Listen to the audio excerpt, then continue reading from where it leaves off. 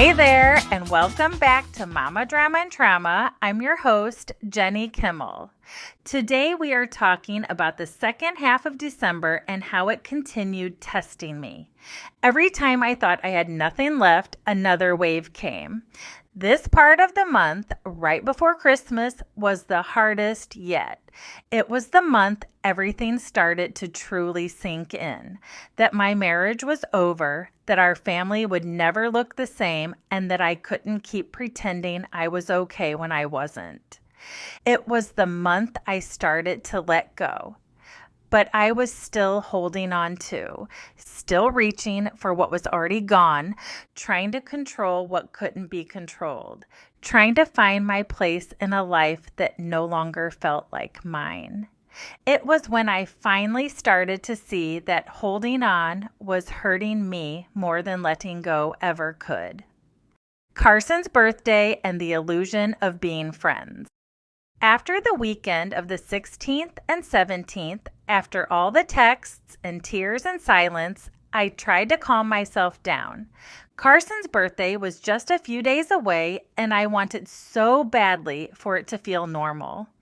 I thought maybe if we could just do something together as a family, maybe that would soften everything.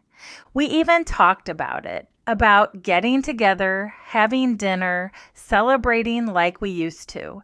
And honestly, I was the one pushing for it.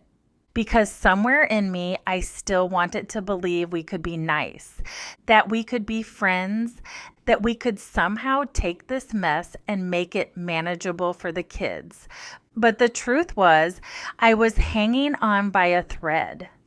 The night of the money fight was still sitting heavy on my chest. The silence from him, the way it made me feel small, and I hadn't even processed that yet before trying to shift into birthday mode. That was me in December, trying to be nice when I was broken, trying to smile when everything hurt. And I can see now how unrealistic that was. At the time, I didn't know any better. I just wanted peace for the boys. I wanted them to see us in the same room and feel like things weren't completely shattered. But deep down, I already knew that pretending was going to break me more than honesty ever could. After the wine night and the big argument, I knew we couldn't do it. We couldn't just sit across the table and play family anymore. There was too much emotion, too much grief still raw and open. I remember thinking, maybe this is what people mean when they say you can't be friends right away. Because I wanted to. I really did. But I couldn't. Every conversation with him carried too much history, too many memories, too many what ifs, and I started realizing that every time I tried to be friendly, I left the conversation feeling worse. Because I was pretending I didn't still love him, pretending I wasn't hurt, pretending I was okay. I couldn't keep pretending. So we didn't end up doing anything together for Carson's birthday. And honestly, looking back, it was probably for the best. Because as much as I wanted the day to feel normal, it would have made everyone uncomfortable, especially the kids. They were already navigating enough, trying to figure out what felt okay, what didn't, what made them anxious. If we had all sat there pretending, I think it would have been harder on them. Sometimes the kindest thing you can do for your kids is to not force normal, to let them see the truth that things are different now, but love still exists inside the change. So instead of a family celebration, we each celebrated separately. And I remember sitting there that night thinking about how weird it felt, how the silence in the house echoed differently than it used to. There were decorations because I always decorate for my boys' birthdays. But there was no shared laughter, no quick glance across the room that used to say, "Look at what we built." It was just me trying to be strong for my kids while quietly accepting that this was the new reality. And that acceptance, it didn't come easily. It came with tears, with anger, with guilt, because even though it was the right choice, it still broke something in me to admit that the family I had pictured in my head for so many years wasn't going to be the same anymore. That's what December was. Loss layered on top of loss. I was losing my marriage, losing my sense of identity, losing the idea of friendship with the person I had once called my best friend. It was like standing in a house that had been hit by a storm. The structure was still there, but nothing inside was in its place anymore. And that's where I was when the next wave hit. The exhaustion, the wine night, and the moment I reached my breaking point and finally picked up the phone to call her for the first time. The aftermath and emotional fog. After that weekend, the one with the $2,500 withdrawal, the texts, the anger, the silence, I felt like I was floating through fog. Not the peaceful kind that softens the edges of the world, but the kind that makes it hard to breathe. The kind that blurs everything. What's real, what's fair, what's mine. That one action, that one withdrawal, shook something in me that I didn't even know was still fragile. It wasn't about the money, not really. It was what it meant. Because that money was ours. It represented years of early mornings, long nights, sacrifices made quietly and without complaint. It represented diapers and dinners and school supplies and memories. A life that I helped build from the ground up. And suddenly, it felt like he was taking from me again. Not just financially, but emotionally. Taking without asking, acting like I didn't matter. And that's what hurt the most. The fact that he could still make decisions that affected my world, my kids' world, and not even have the decency to talk to me about it. It was the reminder that he still held power over my emotions, even when I didn't want him to. That after everything, he could still shake my stability with one careless move. I remember sitting on the edge of my bed that night, staring at my phone, waiting for a text that never came. I must have typed a dozen messages, angry, hurt, raw, and then deleted every single one of them. Because what was the point? He wasn't responding anyway. The silence between us was louder than any argument we could have had. And it was that silence that broke me.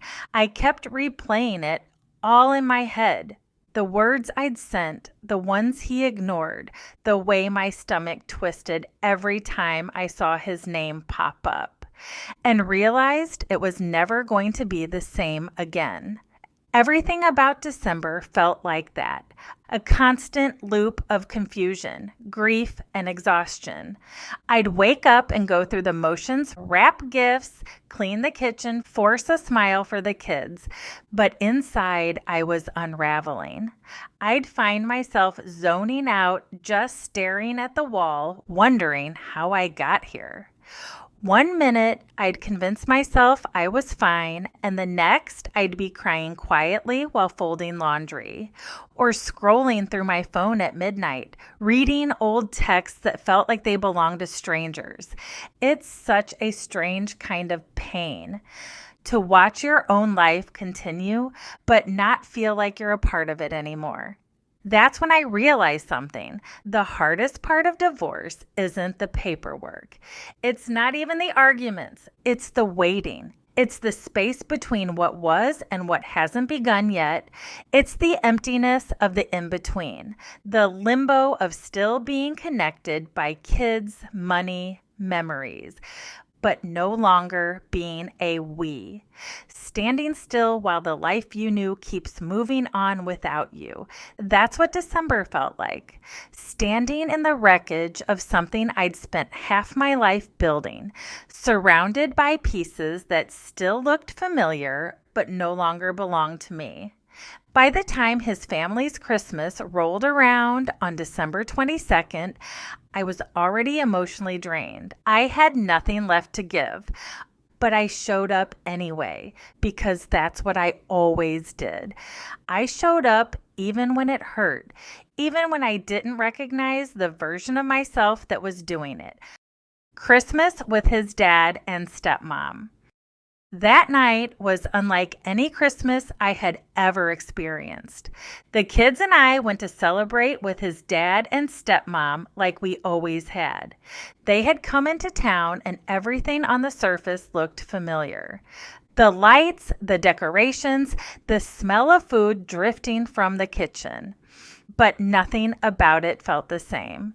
As soon as I walked in, I felt the weight of what wasn't there. He wasn't there. And even though everyone greeted me with warm smiles and hugs, I could feel the empty space next to me where he used to stand. It wasn't them. They were wonderful, kind, supportive. They made sure I felt included. It was me. I felt like a stranger in a life that had once been mine. For 24 Christmases, he had always been by my side at these gatherings. He'd be next to me while we exchanged gifts, helping with the kids, sharing little looks across the room. And now, suddenly, it was just me. I remember walking in trying to steady my breathing. I pasted on a smile and told myself, just get through the night. But inside, I was falling apart. I kept glancing around the room, looking at the people who had once been my family and feeling this ache, like I'd been erased from the picture, but was still standing there. For years, these gatherings had been something I looked forward to. The food, the laughter, the easy conversation. But that night, I was just trying to keep it together. Trying not to cry, trying not to let the kids see how much it hurt. There was this constant internal battle. Be strong for them. Don't let them see you break. But under the surface, I was thinking, this is my first holiday without him. This is the first time I've stood in this room as an outsider. Later, all the kids were downstairs in the basement playing. I could hear the noise and laughter drifting up the stairs. Then something happened. An argument or chaos like kids do. Normally, he would have been there to help, to step in, to diffuse, to back me up. But this time it was all on me. And that was the breaking point. I could feel the tears rising before they even came. All of the emotions I'd been stuffing down for weeks. The hurt, the exhaustion, the shame, the anger. It all surged at once, and right there in front of his family who had done nothing but love me, I broke. The tears just came. I couldn't hold them in anymore. I felt my face get hot, my throat close up, and before I even realized what I was doing, I was crying in front of everyone. It was too much. The memories of past Christmases, the weight of pretending to be fine, the loneliness of being surrounded by people but missing the one person who used to stand beside me. I gathered the kids as quickly as I could, thanked everyone for the evening, and hugged them goodbye. I meant it. I really was grateful for them. But I couldn't stay 1 second longer. And as we drove home, the car was quiet. I remember staring out the window at the passing Christmas lights, my heart aching, thinking, who am I now? Because being there, surrounded by his family without him, made me realize the version of me that existed in that space no longer did. I wasn't his wife anymore. I wasn't part of us anymore. And I didn't know who this new version of me was supposed to be yet. I think that's why that night cut so deep. It wasn't just about missing him. It was about facing the truth that this was my new life and nothing was ever going to be the same. Christmas Eve and morning. Christmas Eve has always been one of my favorite days of the year. There's something about it, the warmth, the anticipation, the magic of being together before the world slows down for just one night. But that year, it felt different. I woke up sick, physically sick, emotionally drained, completely exhausted. It was like my body had finally caught up with what my heart had been carrying. The kind where your body aches, your head pounds, and you can barely move, but you still have a list of things that need to get done because you're the mom. And moms don't get sick days, especially at Christmas.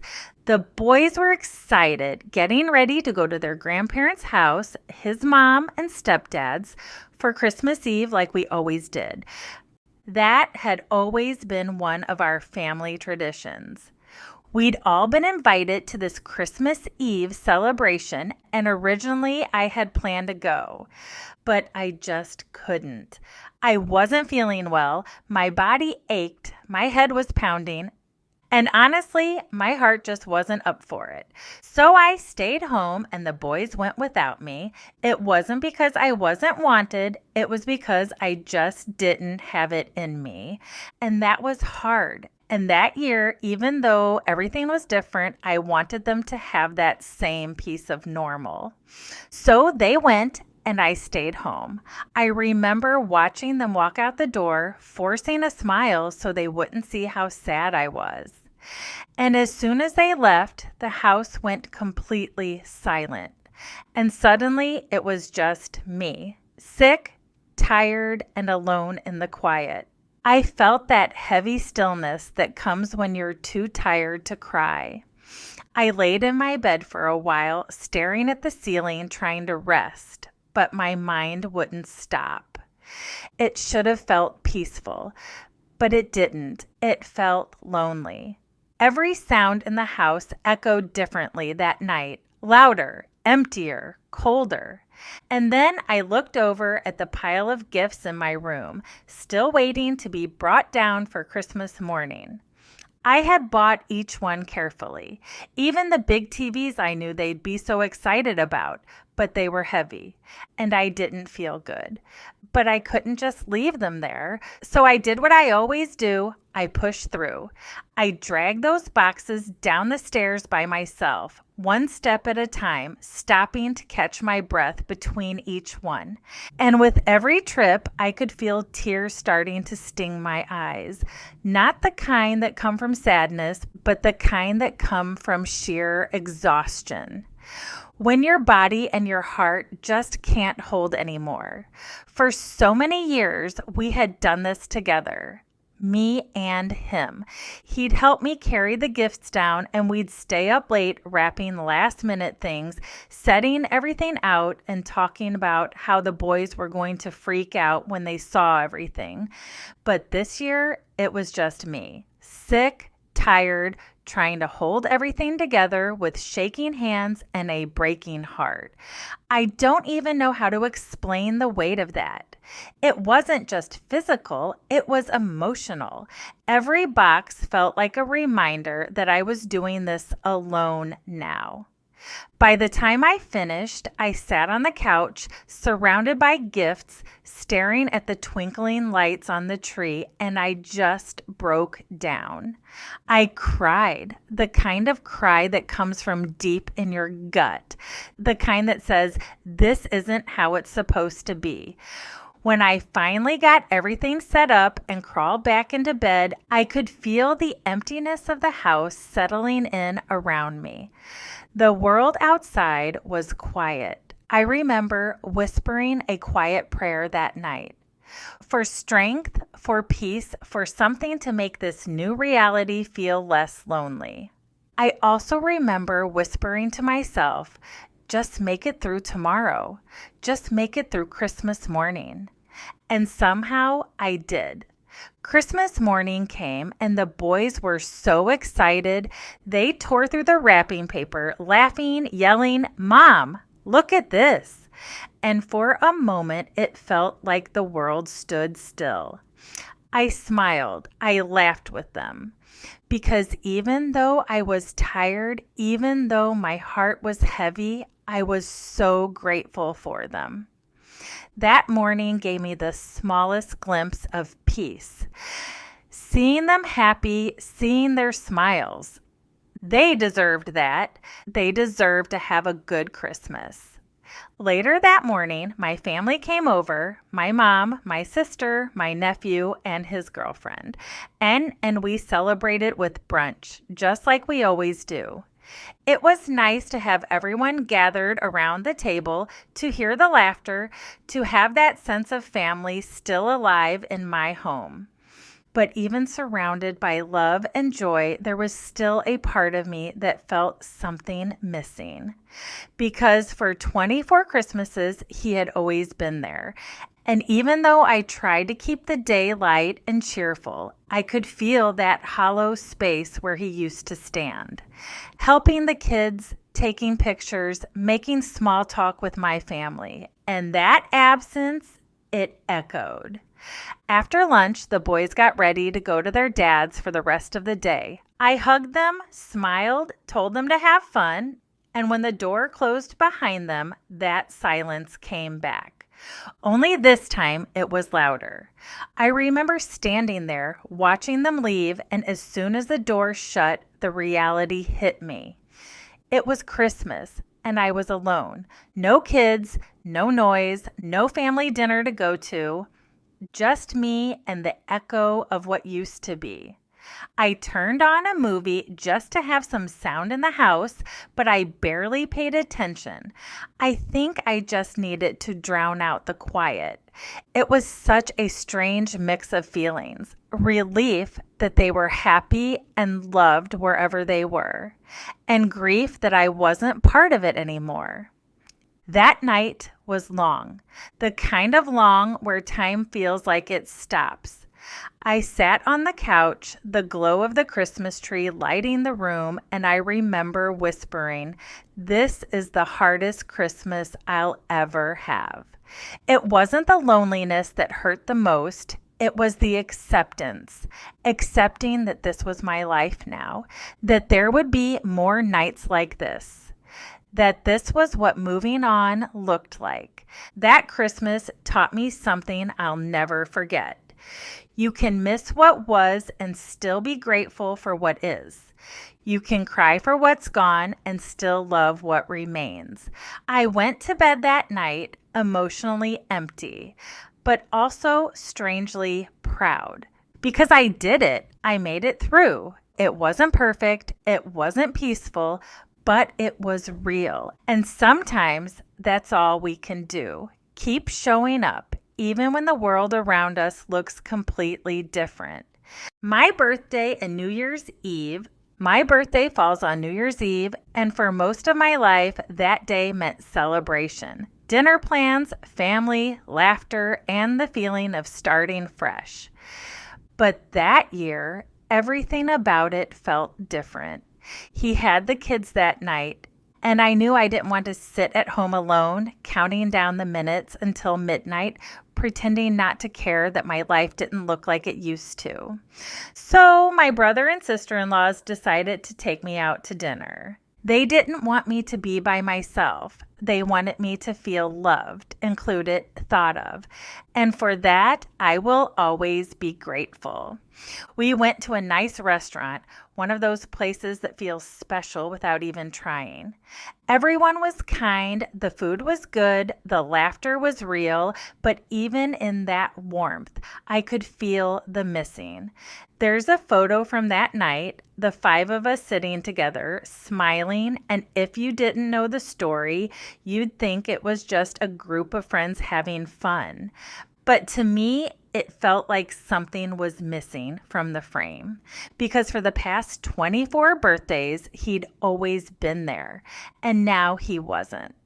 It was such a strange mix of feelings. Gratitude for the people who showed up for me, and grief for the one person who didn't. I was surrounded by love, but I couldn't shake that sense of loss because these weren't just his brothers, they'd been my family too. They'd been part of my life for over 2 decades. They cared enough to show up for me when I needed it most, them and their wives, and that meant everything. Even though I've always considered myself strong, I don't think I could have made it through those months without people like them. And not just them, my mom, my sister, my friends. They all played a part in holding me up when I didn't even know how to stand. And I'll forever be grateful for that. When I got home later that night, the quiet hit differently. The house was still. The Christmas tree lights were faintly glowing, the kind of soft light that fills a room but can't quite fill the silence. I decided to crawl into bed, maybe watch a movie before midnight. When I opened my nightstand to grab some lotion, I came across a birthday card, one he had given me the year before. I remember holding it for a second, already feeling that lump in my throat. I opened it and read the words, "You're the love of my life. I'm so lucky I found you. I don't know what I'd do without you." And I just sat there staring at it. How do you go from writing that 1 year to leaving the next? How do you go from calling me the love of your life to loving someone else? It didn't make sense. None of it did. So I sat there on the edge of my bed holding that card, tears running down my face, because those words used to mean something, and now they were just ink on paper from a version of my life that didn't exist anymore. But even through the tears, I felt this quiet gratitude, because as much as I had lost, I was still surrounded by love. It just looked different now. It was in my kids, my family, my friends, and the people who refused to let me spend my birthday alone. As midnight crept closer, I remember closing my eyes and whispering a small prayer. Not for things to go back to how they were, but for the strength to move forward into a new year I didn't ask for, but one I was determined to survive. And maybe that was the first glimpse of something new. Not peace yet, but a seed of hope, a soft reminder that even when life falls apart, you still have the power to rebuild. So as the clock turned to midnight and fireworks lit up the sky, I whispered to myself, here's to starting over. Here's to finding me again. Because even after everything, I was still here. And that in itself felt like something worth celebrating. The end of December, the beginning of me. December pushed me to my limits in ways I didn't see coming, but it also forced me to see myself in ways I hadn't before. It was the month that stripped me bare of the pretending, of the denial, of the illusion that things could somehow go back to how they were. And even though that kind of clarity hurt like hell, it was also the beginning of something I didn't recognize yet. Healing. I was learning, slowly, painfully, that I couldn't control what he did anymore. I couldn't fix it. I couldn't carry the weight for both of us. All I could do was survive one day at a time, show up for my boys, and keep breathing even when it felt like I was drowning. There were moments that month when I didn't know if I'd make it out of the fog, but I did. And looking back now, I can see December wasn't just about endings. It was the start of me letting go, of beginning to live for me again, even if I didn't know how yet. It's strange how the hardest months become the ones that shape you the most, because through all the tears, the silence, and the empty spaces, I was slowly rebuilding. One small piece at a time, and even though I didn't know it then, I was becoming the woman who would tell this story someday. the woman who would find her strength, her peace, and her voice again. So, as December closed and a new year began, I promised myself, no matter how long it took, I would find my way back to me. As always, you are strong, you are worthy, and your story matters. Until next time, take care of you.